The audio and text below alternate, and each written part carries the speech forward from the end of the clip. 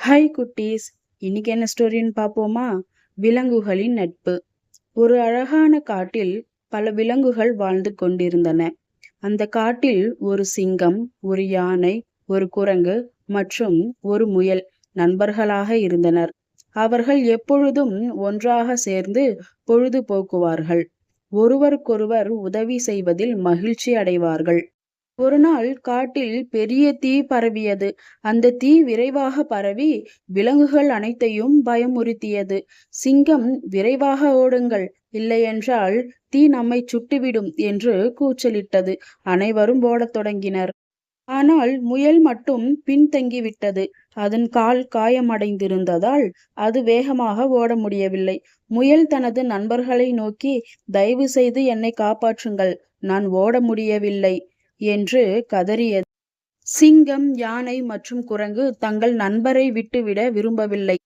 சிங்கம், நான் உன்னை என் முதுகில் ஏற்றிக்கொள்கிறேன் என்றது. ஆனால் முயல் சிங்கத்தின் முதுகில் ஏற முடியவில்லை. யானை, என் தும்பிக்கையில் ஏறிக்கொள் என்றது. ஆனால் முயல் பயந்து கொண்டது. குரங்கு ஒரு யோசனை சொன்னது. நான் ஒரு மரத்தை வளைத்து அதன் கிளையை நீட்டுகிறேன். முயல் அதை பிடித்து கொள்ளட்டும். பிறகு நாம் அனைவரும் ஒன்றாக இழுத்து முயலை காப்பாற்றலாம். அவர்கள் அப்படியே செய்தனர். குரங்கு மரத்தை வளைத்து முயல் கிளையை பிடித்து கொண்டது. சிங்கமும் யானையும் குரங்கும் ஒன்றாக இழுத்தனர். முயல் பாதுகாப்பாக வெளியே வந்தது. தீ அணைந்த பிறகு 4 நண்பர்களும் மீண்டும் சந்தித்தனர். முயல் கண்ணீர் விட்டு, நீங்கள் என் உயிரை காப்பாற்றி விட்டீர்கள், உங்களுக்கு நன்றி என்றது. சிங்கம் சிரித்துக்கொண்டு, நண்பர்கள் எப்பொழுதும் ஒருவருக்கொருவர் உதவ வேண்டும் என்றது.